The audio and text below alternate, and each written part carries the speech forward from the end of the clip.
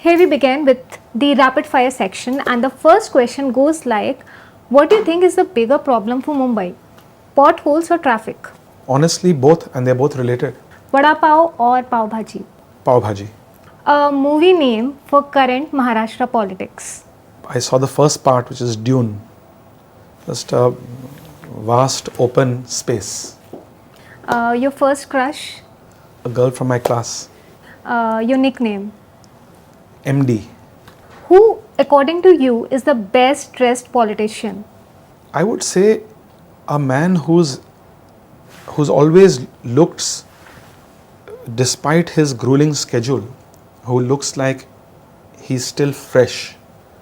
And that's what dress to me means, is the Prime Minister. Modi. He's, whether he wears a bandgala, whether he's wearing a bandi, whether he's flown from a trip to the US and attended a program immediately, I've seen that he doesn't look tired. His dress, his face looks like his energy, his eyes are wide open. So, your favorite places to eat in Mumbai? Many. How can I name one? I mean, many places. Just for us to try out, maybe? To be very candid with you, you said Pav Bhaji. There's a place called Sardar Pav Bhaji in Tardeo. I've not gone there to eat in a long time, but sometimes ordering from there, picking up food from there. Mumbai is a it's one of the best food cities in the world, in my opinion. It's where you can really try. You may not have cuisines from around the world, but you really get so many foods from India. You get the best, I would say, the best South Indian food that I've eaten. In my opinion, you get the best Gujarati food that I've eaten. You get the best, of course, you'll get the best Maharashtrian food. You get the best Parsi food. Very, very diverse. Your favorite holiday destination? Typically mountains, no one particular place. Typically mountains. I've been a sea person, but now I think I've moved towards being a mountain person. The Ghats of Maharashtra, the mountains? Any place. The Ghats of Maharashtra during the monsoon, certainly. The Himalayas, many places in the Himalayas. I love traveling. I love to travel. Even if it's on work, I enjoy traveling.